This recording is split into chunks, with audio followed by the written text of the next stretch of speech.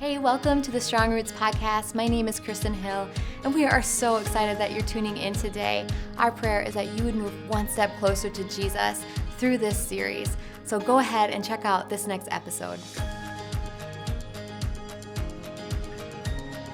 Welcome to the Strong Roots podcast. We are here and we are talking about 7 habits to become the best version of yourself. And Dallin is coming and speaking, and I was just telling him beforehand, he's a man so filled with peace. It's not only my opinion, but even people that I interacted with have talked about what a peace-filled man he is. And I know that God has brought so much more peace to your life in general. So I'm really excited to have this conversation with you. Thank you. Yes. So Dallin, why is peace such a huge part in being a highly effective Christian? I think that our goal on this earth is to, find people, bring them to Jesus, right? Yeah. And you got to kind of walk in a way that others can look at and say, oh my goodness, like, what does that person have? Like, what are they doing? Right. And I think if we are really anxious and really kind of pent up, we carry that with us, people see that. Right. And then they find out you're a Christian and they're like, I don't want that. I don't want any piece of that. And also I think recently, like, Christians take a lot of criticism as well. Right. And if we don't have ways to process that and just kind of set that to the side, then people are like, well, okay, I don't want to be a part of an organization that makes me feel like you look. You know what I mean? So most people's first interaction with Christians, or let's just say Christ, is through Christians, right? Absolutely. And so we have to hold that, I think, pretty close to us. So how do you have peace in the midst of being criticized or being in conflict? Like, how do you actually, how do you do that, and what habits have you formed to be able to do that? Interesting. Yeah. I feel like we have to understand, first and foremost, God's sovereignty. Yeah. Like, we have to understand that things may not be exactly as we want them to be. Things may not be going the way we want. Right. But God wins in the end. Right. And I can be as anxious as I want to be about something, but that doesn't change the reality of God's sovereignty. Right. And as far as like forming habits, I think trying to walk with Him daily and trying to find parts of your life that bring you away from Him. Those are parts of your life that you can offer up and say, hey, I'll give you this. And in return, at least personally, have gotten back like aspects of God's character. Right. One of those being peace, which is like, hey, these things that I used to be super anxious about and used to have a really hard time with, I don't struggle with anymore. Right. And it dissolves that, I think. And it's I don't know if it's 1-to-1, but it's certainly like the more you give, the more you get, Can you share an example of something that used to make you really anxious or really full of fear that now God has supernaturally given you peace in? Oh my gosh. I mean, there's hundreds of examples, but for me, the best, or maybe the worst. Yeah, yeah. When I was young, especially like high school, early college, I was in that like super hyper political phase of my life where I would just argue and start fights, and I would find people that believe different things just to like have the argument, right. Just to kind of rile them up. And I felt myself constantly thinking about these events and these figures and these things that realistically I had no effect on. I couldn't really change, right? Right. And I'm a problem solver. I see these problems. I'm like, man, I want to fix these problems. I want to fix them so bad. Right. And you realize I'm powerless. What am I going to do about global war? You know what I mean? Right. So as I've walked closer with God and found a stronger relationship, those things have just been slowly dissolving into the background, where it's like, okay, I'm trusting God with this. Right. He's going to worry about it. I'm not going to worry about it. I'm going to worry about us, meaning, my relationship with God. Right. And He'll take care of the rest. Isn't it miraculous? It's like, it's the most wonderful thing to feel your, at least for me, my deepest like anger source just slowly dissipate and just fade to the back. And it's nice. Yeah, it is. I feel great. I can wake up and not be angry at the sky. Right.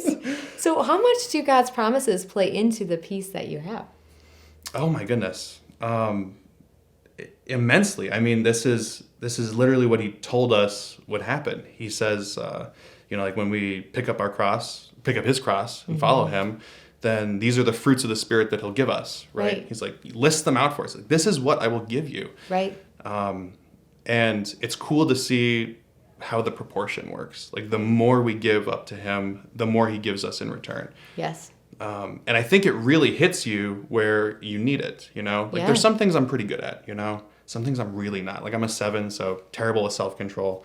And one of those things is anger for me. Like, it hits me in that way. So it's nice to see that. Here's what I'm going to give. Okay, I'll try it. I'll dip my toes in. And then I just get this immense, like, feedback in return, which it's incredible. It is. Has anyone modeled peace for you in the relationship with God that influenced your decision to want to follow Jesus? Yeah, I think this is probably no surprise, but my biggest influence is my father. He was just a very level-headed guy, specifically later in his life. Earlier, he was a firecracker, just like me. He could blow up at any moment. But later on, as he grew in his walk with Jesus, his peace just like emanated from him. Like, it was almost like, do you know the dude from like Big Lebowski? Yes. Where he's just so like sunglasses on, not a care in the world. Yeah. And he would make it abundantly clear that it was because of God.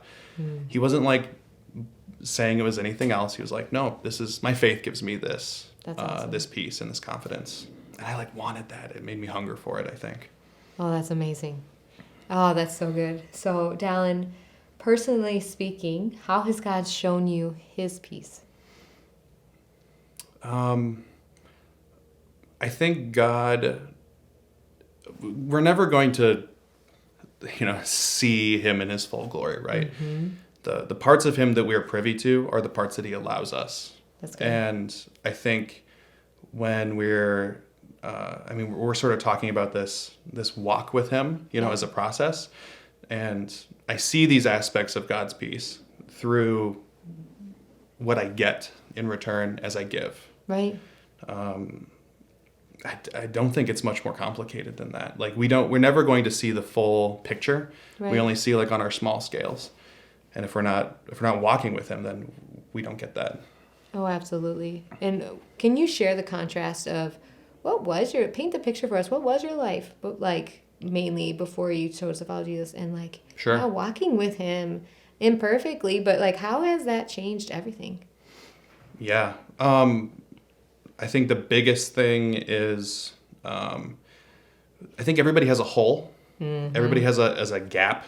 Yeah. And it's built into our souls. It's built in there because everybody needs Jesus. Everybody needs God to be a part of their lives. Yeah. And people who don't fill that with God, like I was trying to fill it with literally everything else. Yeah. There was a lot of self-indulgence, a lot of anger. I wouldn't say anger right off the bat, but I had to find a cause to fight for. And for me, that was politics, or that was some group or something that I felt like I belonged to. Yeah.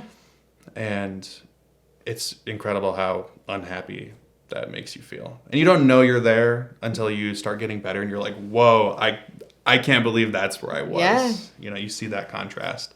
So as it got better, then it was even more of a thing in the rear view where I'm not going back there. Right. I know what this was like. I know how I felt. Right. I'm not going there anymore. It's awful. Yeah, it was awful. Yeah. How do you fight for peace? How does that look like in your life? Is there any tangible habit or something that you can share with people listening? Yeah, absolutely. I think for me, every morning, I know it's weird, but I pray in the car on my way to work. And one of the things I've gotten in a habit of doing, this is so strange. Don't ridicule me for this, but I love to look at the sky because it's like when I'm living in a basement. So like I wake up to just the same thing every day. But when I get outside, I see like the beauty that has been presented for me today. Right. And the first thing I do is I thank God for this beauty that I just get to witness on a daily basis in the morning. And then I pray in the car, just talking to him. It's become more informal over time, which has been kind of cool. Yeah. And because of that, I think it's led me to think more about eternity. It's like, okay, I need to think about not just what today is going to look like, but what is my forever? What is everyone's forever going to look like? And it's sort of just a a call to him to say, hey, guide me in what really matters, Ooh. where I really need to go, who I really need to talk to, and help me to avoid the things that aren't going to get me there. Absolutely. I'm going to end on that eternity mindset because it truly does. It brings direction to the rest of your day and the rest of your life.